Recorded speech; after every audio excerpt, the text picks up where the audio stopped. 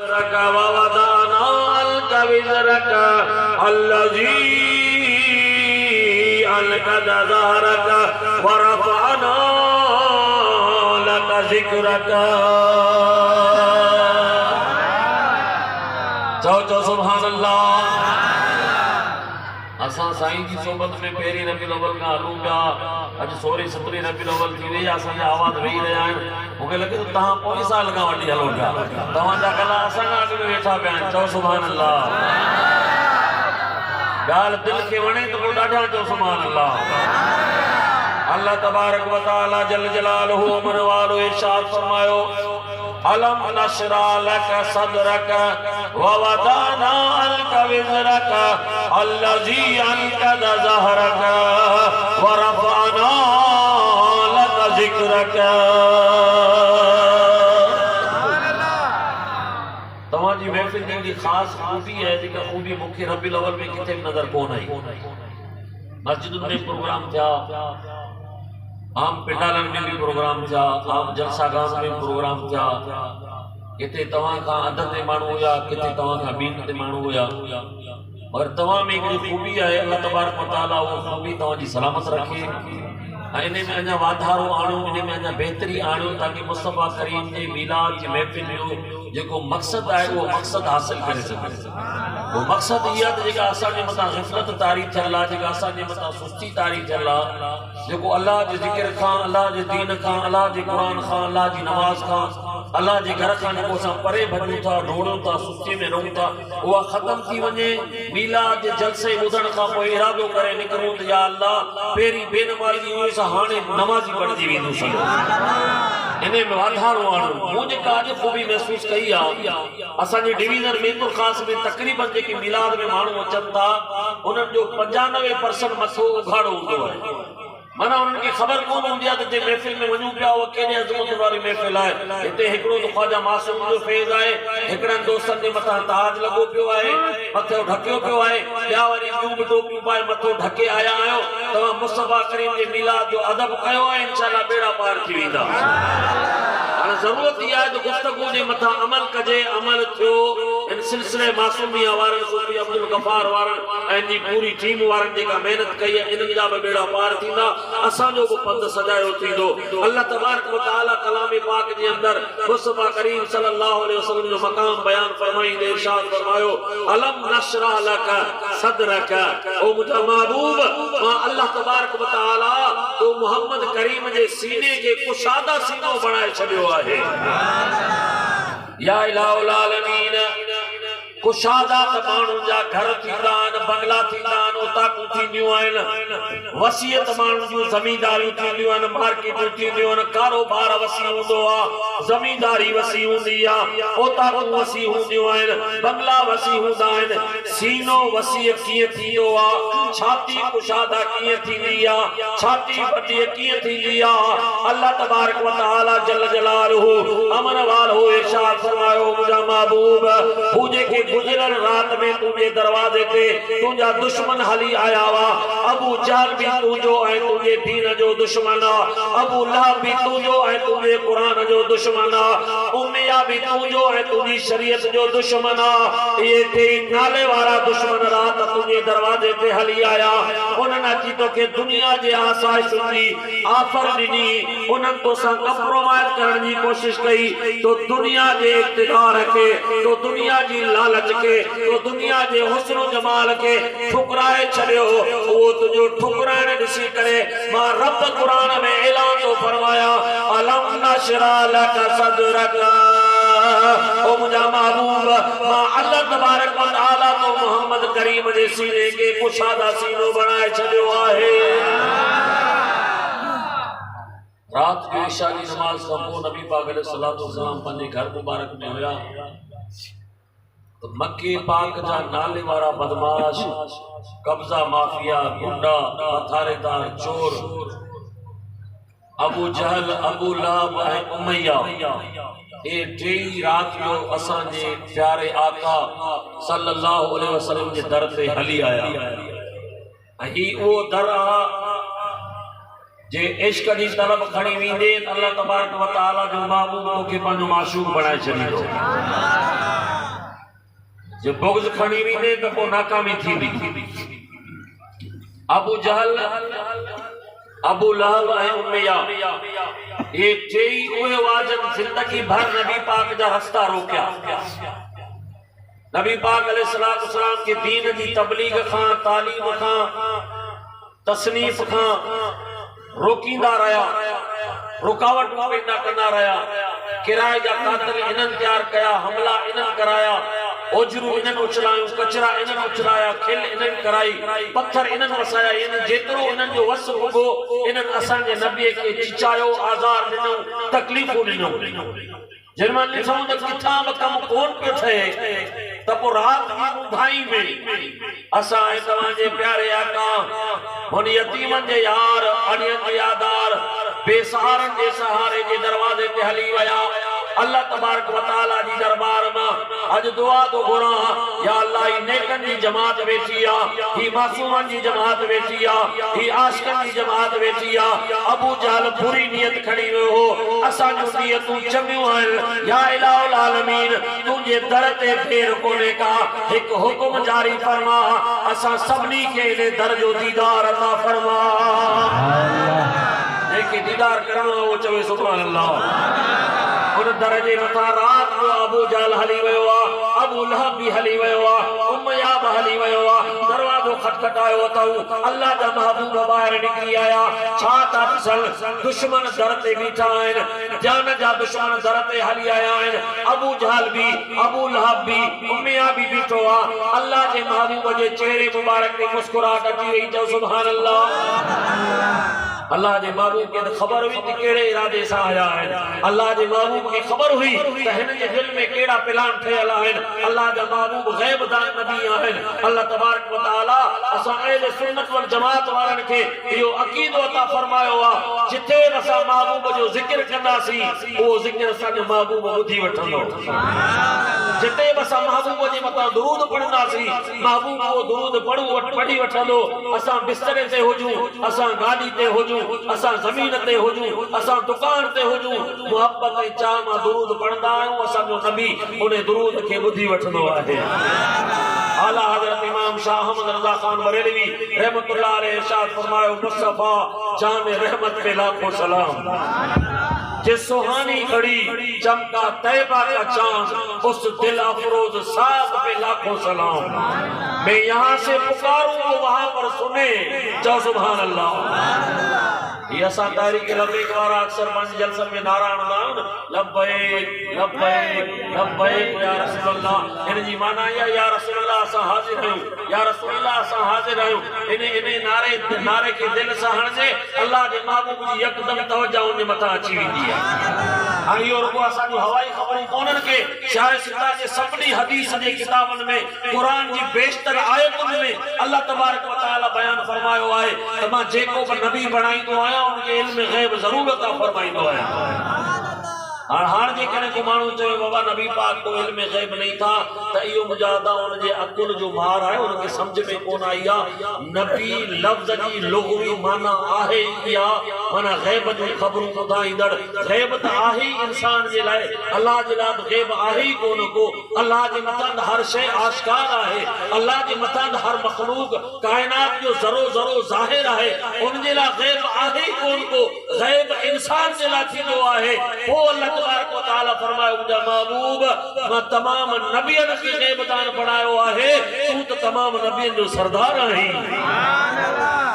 सरदार जो मकाम आम रियाया का मथे हूंदो आहे, बगदार जो मकाम आम आवाम का मथे हूंदो आहे। अल्लाह तबारक व तआला जे महबूब अबू जहल, उन उतबे, उन उमैया, उन अबू लहब जा ख्याल जाता थे। अल्लाह जे महबूब जो उन्हनि जे चेहरे ॾांहुं निहारियो, निहारे करे अल्लाह जे महबूब मुस्कुरायो। पाण फरमायो, अबू जहल अॼु राति जे टाइम ते हली आयो आहियां, तोसां गॾु मुंहिंजो सॻो चाचो अबू लहब भी आहे, तोसां गॾु ही मके पाक जो कामरेड उमैया आहे। केड़ी गाल सा केड़ी नियत सा आयो आही? त अबू जहल चवण लगो, साईं अर्ज खणी आया आहियूं, तव्हां सां ॻाल्हि ॿोल करण आया आहियूं, तव्हां सां कंप्रोमाइज़ करण आया आहियूं, तव्हां सां मुआहिदो करण आया आहियूं। के मामले ते तव्हां सां ॻाल्हि करणी आहे, के मामले ते तव्हां सां कंप्रोमाइज़ करणो आहे, मुआहिदो करणो आहे। अल्लाह जे महबूब फरमायो ॿुधायो कहिड़ो मुआहिदो करणो आहे। हाणे अबू जहल ॻाल्हाइण शुरू कयो। अबू जहल चवण लॻो, ओ मुसलमाननि जा नबी,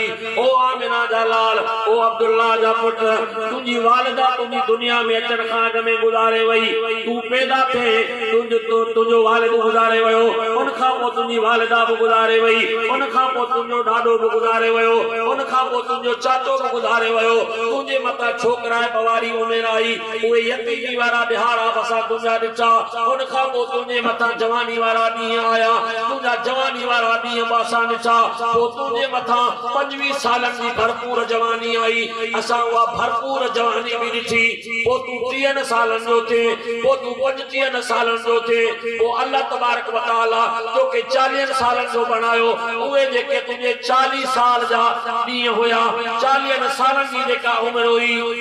असां उन मां मुतमईन आहियूं, उन मां ख़ुशि आहियूं, असांखे उन उमिरि जे मथां को एतिराज़ कोन्हे। अक्सर नंढपण में यतीम ॿार बहकंदो आहे, तव्हां कोन बहकियो। अक्सर यतीम ॿार माउ पीउ जी तरबियत न हुजण जे करे बेबाक थींदो आहे, तव्हां बेबाक कोन थियो। अक्सर यतीम ॿार शरारती थींदो आहे, तव्हां शरारती कोन थियो। तव्हांजे गुफ़्तार मां, तव्हांजे किरदार मां, तव्हांजी यारी मां, तव्हांजी माइटी मां, तव्हांजी दोस्ती मां असां मिसालूं बयान कंदा हुआसीं। 40 सालनि ते जेका तो ज़िंदगी गुज़ारी, असांखे उन जे मथां को एतिराज़ कोन्हे। ही 40 सालनि खां पोइ जो तो ऐलान कयो आहे त मां अल्लाह जो सचो रसूल आहियां।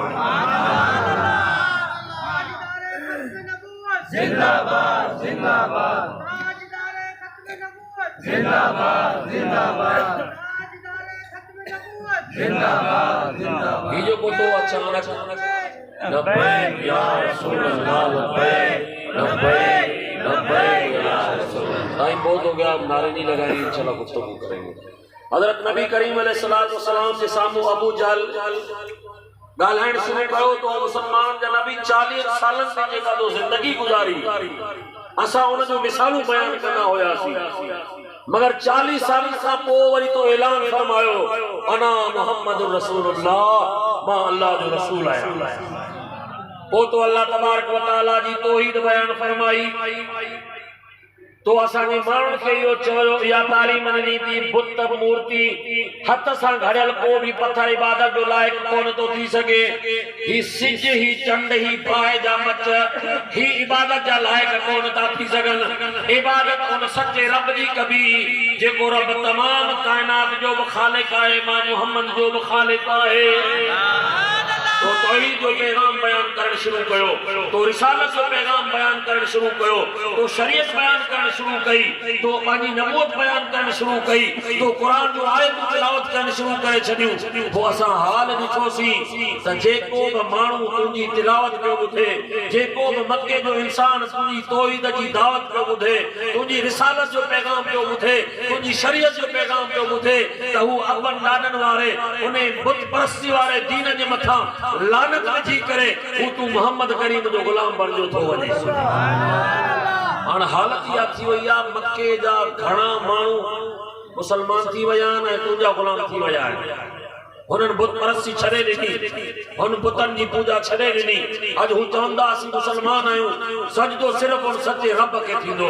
अदब सिर्फ़ु मदीने वारे साईं जो थींदो, उन खां पोइ कंहिंजो एतिराम कोन कंदासीं। हाणे त उहे माण्हू इहे दावूं पिया कनि, असांखे लॻे थो त शायदि तो इहा जेका दावा कई आहे 40 सालनि से त तूं ख़ामोश थिए पिए हले, कारोबार बि कया, सफ़र बि कया, माइटियूं बि कयूं, मयतूं बि ॾिठई, शादियूं बि ॾिठई, मरणा परणा बि ॾिठई, ख़ामोश 40 साल खां पोइ तौहीद जो ऐलान फरमायो, तो नबूवत ऐं रिसालत जो ऐलान फरमायो। असांखे लॻे थो तोखे इक़्तिदार जी बुख आहे, असांखे लगे तो के सरदारी जी बुखा असांखे लगे तो के दुनिया जी मिल्कियत घुरबला दुनिया जी सरदारी घुरबला दुनिया जो हुस्न जमाल घुरबला दुनिया जी अगवानी घुरबला हण मां तुम्हें सामो आफर खणी आयो आया मां तो सामो आजो करन आयो आया ओ मोहम्मद करीम मक्के जे माण्हुनि हिन वक्त सरदारी जी पग मां अबू जहल के पाराइया हिन वक्त मक्के जो सरदार मां अबू जहल आया मक्के जी आवाम मक्के जी खल्क मक्के जी रियाया वोट देई भेंट करे मुखे पंहिंजो अगवान ठाहियो आ मुखे पंहिंजो सरदार ठाहियो आ मुखे पंहिंजो पगदार ठाहियो आ हिन वक्त मक्के जो बादशाह मां आया हिन वक्त मक्के जो सरदार मां आया ओ मोहम्मद करीम जेकॾहिं तू तौहीद बयान करण बंद करे छड़ी जेकॾहिं तू शरीयत बयान करण बंद करे छड़ी जेकॾहिं तू माण्हुनि खे क़ुरान जी तिलावत ॿुधाइण बंद करे छड़ी सही मक्के जी सरदारी वारी पग मां पंहिंजे मथे तां लाहे तुंहिंजे मथे ते रखण जे लाइ तयार आ अज खां पोइ मक्के जो सरदार अबू जहल कोन्हे को बल्कि मोहम्मद रसूलुल्लाह हूंदो शर्त इहो आहे हुजरे में वञी ख़ामोश थी वेजा अज खां पोइ तौहीद बयान न कजा अज खां पोइ रसूल रिसालत बयान न कजा अज खां पोइ शरीयत ऐं क़ुरान बयान न कजा ई मक्के जी सरदारी मां तुंहिंजे हवाले करण जे लाइ तयार आहियां ओ दौड़ जा मुसलमान ओ बांदी जा मुसलमान कुर्बान वञ तूं पंहिंजे नबीअ जे मथां असांजे महबूब अबू जहल के कहिड़ो जवाब ॾिनो अल्लाह जे रसूल फरमायो ओ अबू जहल तू तो सफा सादा आही अरे तू मक्के जी सरदारी जी ॻाल्हि तो करी मुंहिंजे रब मूंखे ॿिन्ही जहान जो सरदार बनायो आहे ॾाढा ॾाढा जो सुभान अल्लाह थकी पिया आहियो त मां तव्हां अॻ में थको पियो आहियां सुभान अल्लाह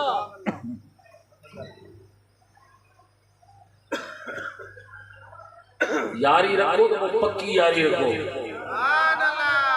यारी तो आनी पक्की है तो लोग 5 कलाक चैन ना व्यारे वेठा इशा जी नमाज लगे 7:45 बजे थई हुंदी 12:15 थियन पिया तवाजे इश्क के सलाम है इंशाअल्लाह अल्लाह तबारक व तआला तवाजी बैठक पंहिंजी बारगाह में जरूर कबूल फरमाए बगैर लोभ ऐं लालच जी तव्हां वेठा आहियो का लालच कोन्हे का लोभ कोन्हे इश्क में वेठा आहियो मोहब्बत में वेठा आहियो यकीन अल्लाह तबारक व तआला जी या तव्हांजे मथां रहमत है मेहरबानी है उनके दीवाने चयो महबूब की महफिल को महबूब सजाते हैं आते हैं वही जिनको सरकार बुलाते हैं सरकार जी सॾ ते तव्हां आया आहियो असांजे वस जी ॻाल्हि कोन्हे उन महबूब तव्हांजे दिलि में ॻाल्हि विधी तव्हां आहियो असां गुफ़्तगू खे मुख़्तसिर कयूं था ॻाल्हि सम्झ में अचे थोरो जागण जो सबूत ॾींदा हलिजो अबू जहल चवण लॻो ओ मोहम्मद रसूलुल्लाह अॼु खां पोइ माण्हुनि खे तौहीद न ॿुधाइजां रिसालत नबूवत शरीयत क़ुरान न ॿुधाइजां मक्के जी सरदारी घुरबल आहे मां तोखे सरदारी ॾियण जे लाइ तयार आहियां ओ मुंहिंजा महबूब ओ मुंहिंजा अदा ओ मुंहिंजा भाउ असांजे नबी उनखे इहो जवाब ॾिनो और फरमायो अबू जहल तू मक्के जी सरदारी जी ॻाल्हि तो करी अल्लाह मूंखे रसूलनि जो सरदार बणायो आहे अल्लाह मूंखे नबियनि जो सरदार बणायो आहे अल्लाह मूंखे ॿिन्ही जहान जो सरदार बणायो आहे उन सरदार नबी जी रज़ा छा में आहे उन सरदार नबी जी चाहत छा में आहे उन सरदार नबी जो इश्क राज को छा में आहे उन सोने मदीने वाले साईं इरशाद फरमायो तो जेॾी महिल जो गुनाहगार उम्मती मस्जिद में वञी नमाज पढ़ंदो आहे ऐं मां उनखे नमाज पढ़ंदे ॾिसंदो आहियां त मां मोहम्मद करीम जा नेर छड़ी पवंदा आहिनि यकीनन तव्हां नमाज़ी हूंदो तव्हां में बेनमाज़ी केर बि कोन हूंदो पर जेकॾहिं थोरी घणी गिफ़लत आहे त उन नबी जी तालीमात जे मथां हल उन नबीअ जी शरीयत क़ुरान जे मथां हल ताकि के गैर खे इहो चवणो न पवे यार ही कहिड़ा आशिक आहिनि मीलादुन नबी जे महीने में ज़ाहिर थियनि था लखनि करोड़नि जी तादाद में ऐं वरी को नमाज फजर में मस्जिद वीरान पई आहे मगरिब में वीरान पई आहे जीअं हींअर जलसे में मस्जिद भरी पई आहे ईअं असांजी मस्जिदूं भरियल हुजनि इंशाअल्लाह अल्लाह तबारक व तआला बेड़ा पार फरमाइंदो अल्लाह जे महबूब फरमायो अबू जहल अल्लाह मूंखे ॿिन्ही जहान जी सरदारी ॾिनी आहे तूं मके जी सरदारी जी ॻाल्हि तो करी अबू जहल पोइते वियो हलियो हाणे सॻो चचो ॻाल्हाइण जे लाइ आयो अबू लहब जेको नबी पाक जो सॻो चाचो आहे उन अर्ज़ कयो क़िबला तूं मुंहिंजो भाइटो आहीं मूंखे ख़बर आहे त तुंहिंजे घर में कई लिहाड़ा बाहे कौन थी बड़े अनाज कौन तो पचे मानी कौन थी पचे कई वेला निकली था वजन तवा मानी कौन खाइंदा आयो तवा दा माली हालात कमजोर हैं हन मां तवा के ऑफर तो था अबू जहल तवा के सरदारी देण जे ला तैयार आ 1.5 किलो सोन मावट पयो आ 8.5 किलो सोन तुनी चाची वट पयो आ अज खा पो जेकने माण्हू के दीन जी दावत देण बंद करी शरीयत कुरान जी दावत देण बंद करी अबू जहल सरदारी जी पग लींदो मां 10 किलो सोन लींदो माए शर्त यो आ हान हुजरे में वनी वेही रहा माण्हू के दीन न सेखार जा अल्लाह जे महबूब मुस्कुरायो पाण फरमायो चाचा तू बस सादो आही अरे 10 किलो सोन जी गाल तो करी अल्लाह मुझे हिन आदर में करो पावर रखो आ जे मां मक्के जे पहाड़न के इशारो कया त ही सब पहाड़ सोन जा बणजी वनन हल्या अल्लाह जे महबूब फरमायो तू 10 किलो सोन जी गाल तो करी अज असां खीर में मिलावट पिया कयूं अज असां घी में मिलावट पिया कयूं अज असां तालीमात में मिलावट पिया कयूं अज असां मुजादा हर शइ मुसलमान माना करप्शन जो बियो नालो केडी न अफ़सोसनाक ॻाल्हि आहे असां वटि हिकिड़ो सहाफ़ी आहे तव्हां वटि थी सघे थो मथां हुजे हाशिम शर साहब शर कौम में बुखा नाले वारो सहाफ़ी उन्हनि पोस्ट रखी तो मां फोन भी कयो मां मुझे अडा डाड़ू ना हटो कर तुम असा मुसलमान ने खाम खानो ख्वार करिंदो मौलवी साहब मां मुसलमान आ यार ये केड़ी गाल का कयो उन पोस्ट रखी तो सैलाब सदकान जे लाए मां राशन बैग ठाइण जे लाए ने हाजी साहब वट वयो हिलाल मार्केट में हिलाल मार्केट परचून जे सामान जी मशहूर मार्केट है मीरपुर खा जो साहब भी कयो तो मां मुसलमानन वट वयो उन्हनि के मां चयो ही शयूं कपन राशन बैग मुझे ठाए जो केतरे में ठाए दी तो उन्होंने असांखे चयो भाई 3000 रुपए में ठाए ॾींदा वही सामान वही लिस्ट वही जिन्स वही प्रोडक्ट वही कंपनी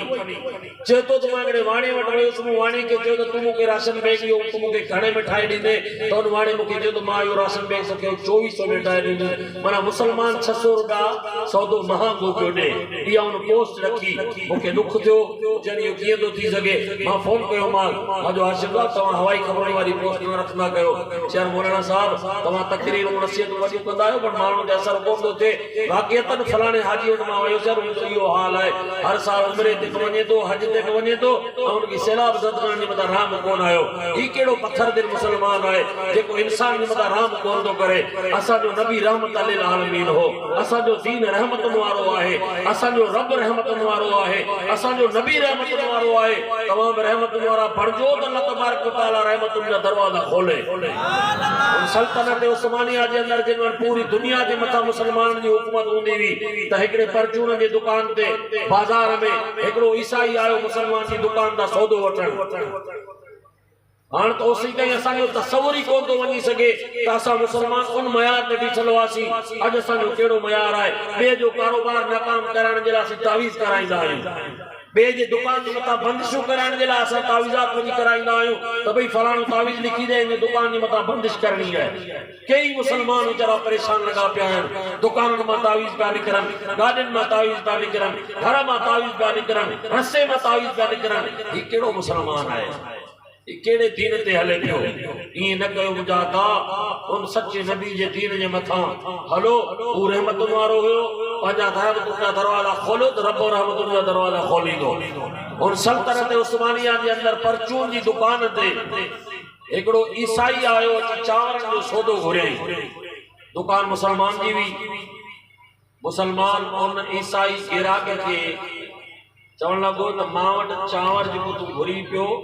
यो पियल आहे पर मां तोखे विकरो न कंदुसि ये कर मुंहिंजी दुकान के साम्हूं वाली जेका दुकान आहे ईसाई जी उन वटि भी चांवर पियल तो वञी उन खां ये चांवर खरीद वो वियो चांवर खरीद करे आयो मगर गाल समझ में कोन आए तो मां जो मुस्तकिल गिराक आया पक्को कस्टमर आया सभई सौदा इन का वठंदो आया आज जो मैं इनका चावर वठण आयो आया तो मुखे मना छो कई आ गाल समझ में कोन आए तो वरी आयो वरी जी पुछा की दादा मां तुजो पक्को गिराक आया पक्को कस्टमर आया तो मुखे आज सौदो कोन नो तू चए पियो तो चावर तो पयल होया को तो मुखे कोन ना तो हुन ईसाई जी दुकान ते मोकले छड़ो इन में राज केड़ो आ तो बुधा मुसलमान भा वो असांजो लेवल हो, वो असांजो मयार हो। जे मयार ते असां वासी त पोइ अल्लाह तबारक व तआला दुनिया जी सुपर पावरी जी जेका ताक़त आहे उहा मुसलमाननि खे ॾिनी हुई। अॼु अंग्रेज असांजे मथां हुकूमत पिया कनि या अंग्रेज़नि जा दलाल असांजे मथां हुकूमत पिया कनि। इन जे करे जो असां क़ुर खे छॾे ॾिनोसीं, उनजी तालीमात खे छॾे ॾिनोसीं, उन नबी जे दीन खे छॾे करे ओतिरो अमल कयोसीं जेतिरो असांखे पसंदि हो। ॾुखियो आयो त चयोसीं न बाबा अल्लाह गफ़ूर रहीम माफ़ करे छॾींदो। न, नमाज फर्ज़ आहे त पोइ पढ़णी आहे, रोज़ो फर्ज़ आहे त पोइ रखणो आहे, दीन जो इल्मु फर्ज़ आहे त पोइ सिखणो आहे। दीन जो इल्मु बि सिखंदासीं, रोज़ा बि रखंदासीं, नमाज बि पढ़ंदासीं, हिलाल बि खाईंदासीं, पोइ ॾिसो कीअं थो अल्लाह तबारक व तआला तव्हांखे उरूज अता फरमाए। अॼु असांखे गैर मुस्लिम तव्हां नथा ॾियनि त बेईमानी जो उरूज मुसलमाननि में आहे। अल्लाह अकबर। अल्लाह तबारक व तआला असांखे हिदायत नसीब फरमाए। मीलाद जे जलसे में अची दो जितां पंहिंजे पाण खे तब्दील करे पोइ वेंदो कर। उन मुसलमान जी दुकान ते वो ग्राहक मोटी आयो, चवण लॻो अदा मां तुंहिंजो पको ग्राहक आहियां, तो मूंखे सौदो कोन ॾिनो, उनजी वजह छा आहे? त उहो मुसलमान चवण लॻो त अॼु मुंहिंजा ग्राहक आया हुया, मुंहिंजा कुझु सौदा फरोख्त थिया, कुझु धंधो थियो, कुझु कारोबार थियो, उन मां कुझु मुनाफ़ो मिलियो। अॼु मूंखे मुनाफ़ो एतिरो मिलियो आहे जो मुंहिंजा बच्चा उन मुनाफ़े मां मानी खाई पोइ सुम्हंदा। मां सुबुह खां वठी ॾिसां पियो हू जेको ईसाई आहे उनजी दुकान ते को ग्राहक कोन आयो आहे, अॼु को कस्टमर कोन आयो आहे, उनजो को कारोबार धंधो कोन थियो आहे। अलाए अॼु उनजे बचनि खे खाइण जे लाइ मानी मिलंदी अलाए न। ईअं न थिए त हुन ईसाई जा ॿार बुखायर सुम्ही रहनि। मां तोखे इन जे करे ओॾां मोकिलियो त तूं उन खां सौदो वठ, हू मुनाफ़ो कमाए ताकी ईसाई जा ॿार बि मानी खाई पोइ सुम्हे। जॾहिं मुसलमान जो इहो मयार हो त सल्तनत उस्मानिया क़ाइम हुई ऐं काफ़र असांजा सर ते पुछलो ॾे भॼी ईंदा हुआ। पोइ जॾहिं मयार किरियो त पोइ मुंहिंजा अदा जो काफ़र हो दलाल असांजे मथां हुकूमतूं पिया कनि। असांजे नबी जी इहा क़तई तालीम कोन्हे का त असां दुनिया जे इक़्तिदार जे पुठियां, दुनिया जी दौलत जे पुठियां पंहिंजो ईमान, पंहिंजो ज़मीर, पंहिंजो सौदो फ़रोख्त कयूं। न, अल्लाह जे रसूल इरशाद फरमायो, ओ अबू लहब तूं 10 किलो सोन जी ॻाल्हि तो करी, मुंहिंजे अल्लाह मुंहिंजी हिन आंगण में एतिरो पावर रखियो आहे जेकॾहिं मां पहाड़नि खे इशारो कयां त सभु पहाड़ सोन जा बणिजी वञनि। अल्लाह जे महबूब इशारो कयो कोन, लेकिन जुमिले जी तासीर जो इहो असर थियो जो अॼु मके पाक जे पहाड़नि मां सोन पियो थो निकिरे। अल्लाह अकबर, अल्लाह अकबर। अबू जहल भी नाकाम थी वियो,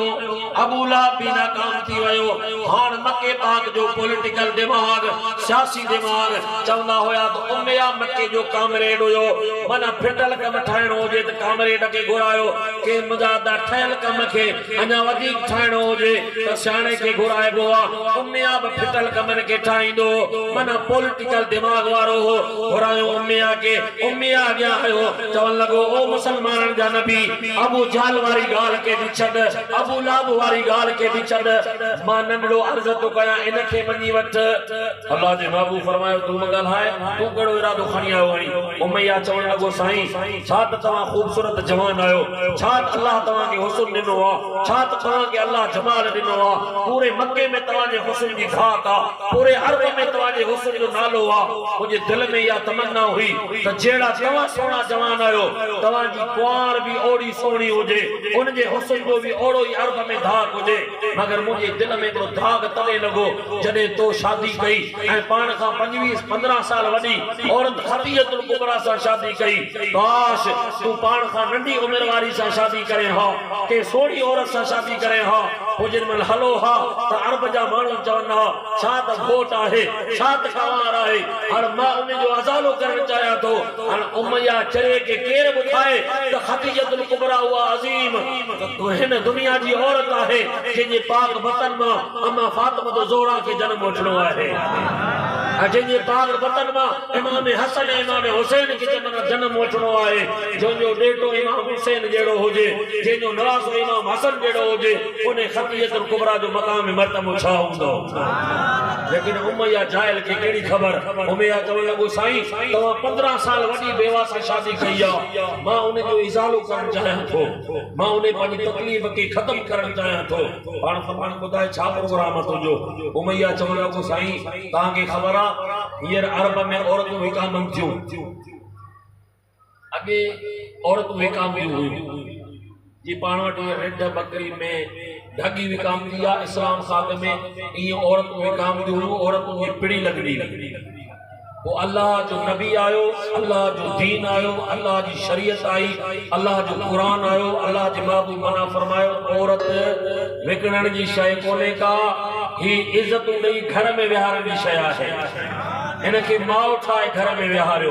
इनके ज़ाल ठाए घर में विहारियो इनके धीउ ठाए घर में विहारियो इनके नूंहं भाॼाई ठाए घर में विहारियो ही विकिरे वारी मखलूक कोन्हे का ही इज़तूं ॾेई घर में विहारण वारी मखलूक आहे पोइ ॿिए मक़ाम ते अल्लाह जे महबूब इरशाद फरमायो त जेकॾहिं कंहिं वटि न्याणी पैदा थिए थी हो उनजी दीनी तालीम करे थो दीनी तरबियत करे थो शरई तक़ाज़ा उनखे पूरा करे उनजो निकाह कराए थो उहो जन्नत में मां मोहम्मद करीम सां ईअं हूंदो जीअं ही बहांगर गॾु हूंदा आहिनि ये हंगर की गॾनि अल्लाह जे महबूब फरमायो न्याणी जो माल ईअं मूंसां गॾु जन्नत में वेंदो तो पुटन जी औलाद भली आहे अगर दीन ते हले वरना न्याणियूं लाजवाब आहिनि उते जिते पुटन जा हौसला ख़त्म थी वेंदा आहिनि उतां न्याणी जो हौसलो शुरू थींदो आहे अल्लाह के महबूब औरत के ये इज्जत ॾिनी अल्लाह जे दीन औरत के ये इज्जत ॾिनी अज फेसबुक टेक्नोलॉजी जे दौर में औरतूं चवंदियूं त असांखे आज़ादी घुरिजे इनखे उहो आईनो ॾेखारियो त अम्मा खूब ॾिस जॾहिं तोखे ज़िंदा दफ़न कयो वेंदो हो जॾहिं तोखे जानवर खां वधीक बदतर मखलूक सम्झियो वेंदो हो जॾहिं तोखे ज़िंदा माल पिणनि में विकिरो कयो वेंदो हो पोइ इहो ई इस्लाम हो जंहिं तोखे इज़तूं ॾेई माउ बणाए जन्नत तुंहिंजे पेरनि जे हेठां ॾेई घर में विहारियो पोइ असांखे हुकुम मिलियो त जेकॾहिं जन्नत जी चाऊंठ चुमणी अथव अम्मा जे पेरनि खे चुमो ईअं सम्झो तव्हां जन्नत जी चाऊंठ चुमी छॾी आहे औरत के मकाम मर्तबो मिलियो आहे उमैया चवण लॻो त औरतूं विकामनि थियूं मां पूरे अरब मां औरतूं ख़रीद करे ईंदुसि पोइ उन्हनि औरतुनि खे वेंजारे गुस्ल ॾेई सुर्खी पाउडर पाराए नओं क़ीमती लिबास पाराए उन्हनि जे हुस्न जो मुक़ाबलो कराईंदुसि पोइ उन हुस्न जे मुक़ाबले खे जेका औरत खटे मलक हुस्न बणिजी ईंदी ए मोहम्मद करीम जेकॾहिं तू कुरान शरीयत दीन तौहीद जी दावत बंद करे तो उन मलक हुस्न जो निकाह में तोसां करण जे लाइ तयार आहियो ही पग भी तुंहिंजे हवाले ही सोन भी तुंहिंजे हवाले वो मलक हुस्न भी तुंहिंजे हवाले शर्त इहो आहे अॼु खां पोइ हक़ बयान न कजाएं अॼु खां पोइ शरीयत बयान न कजाएं अॼु खां पोइ दीन बयान न कजाएं अल्लाह जे महबूब मुस्कुरायो पाण फरमायो उमैया माण्हू त तोखे वॾो सियाणो कामरेड सम्झंदा आहिनि पॉलिटिकल दिमाग़ समझदा आहिनि तू त सभा चिरियो आहे अड़े तू अरब जे औरतुनि जी मलक हुस्न जी ॻाल्हि तो करी कन खोले ॿुध असां जॾहिं मेराज ते वेंदा आहियूं पोइ जेका जन्नत जी मलक हुस्न हूंदी आहे हूरनि जी सरदार हूर हूंदी आहे असां उन मलक हुस्न जो निकाह पंहिंजे कारे बिलाल सां कराए छॾींदा आहियूं तू जो दुनिया जे हुस्न जी ॻाल्हि तो करी वो जिन में लाजवाब थी मोटी वया हला अल्लाह तबारक व तआला आयत करीमा नाज़िल फरमाई अलम नशरा लक सदरक ओ मुंहिंजा महबूब ही जेको रात एॾो वॾो तुंहिंजे साम्हूं माण्हू ऑफर खणी आया हुआ तो उनखे ठुकराए छॾियो इन ठुकराइण खां पोइ मां रब ऐलान तो फरमाया तो तो मोहम्मद करीम जो सीनो तमाम कुशादा सीनो आहे ओ मिलाद मल्हाइण वारा उन सोने नबी जी तालीम ते हल उन सोने नबी जी शरीयत ते हल उन सोने नबी जे दीन ते हल नमाज जी पाबंदी जिक्र जी पाबंदी ही त तव्हां त खुशनसीब आहियो जो ज़ाकिरीन तव्हांजे शहर में मौजूद आहिनि ऐं जिक्र जो महफ़िलूं सजाइनि था जिते अल्लाह जो हिन इस्म आज़म जो जिक्र थींदो आहे अल्लाह तबारक व तआला जी रहमतुनि जी बरसात थींदी आहे हज़रत पीर सईद मोहम्मद राशिद रोज़े धनी रहमतुल्लाह अलैह लिखनि था एकड़ो मुझो मुरीद मोट एक वाक्यो खणी आयो मुरीद फरमाए पियो तो मां अछड़े थर में वयोस उते थर में जार जा वण थींदा जार जा असा में तो खास वारा के खबर बचांदा आहियूं हे खबर जो वण या जार जो वण इते जार ही चवंदा हूंदा जिनो मिसवाक सुभान ठाईंदा आहियूं और जार जे वण मां अल्लाह जे नाले जो जिक्र पे थियो जिक्र जी आवाज पे अल्लाहू अल्लाहू अल्लाहू अल्लाहू अल्लाहू अल्लाहू वो चेतो तो मां जो जिक्र बुधो तो मां बी रही ॾिठुम केर आहे तेन अछड़े थर में रेगिस्तान में ॾिठो बाज़ार माण्हू नज़र न आयो। खबर जे यार जे वण जे अंदर वयुसि। मां चयो मता अंदर बूटे में कोई इंसान लिखियो वेठो हुजे, मता उते हू अल्लाह जो ज़िक्र कंदो हुजे। उन यार जे वण जे अंदर वयुसि, मूंखे माण्हू नज़र न आयो। वरी उतारी उन तार पटण शुरू कया त आखिर आवाज किथां पई अचे? केरु आहे जेको अल्लाहु अल्लाहु जो ज़िक्र पियो थो करे? इन ज़िक्र जे मथां शर्माईंदा न कयो, इन ताज जे मथां शर्माईंदा न कयो। ही तव्हांजी शनाख्त आहे। ऐं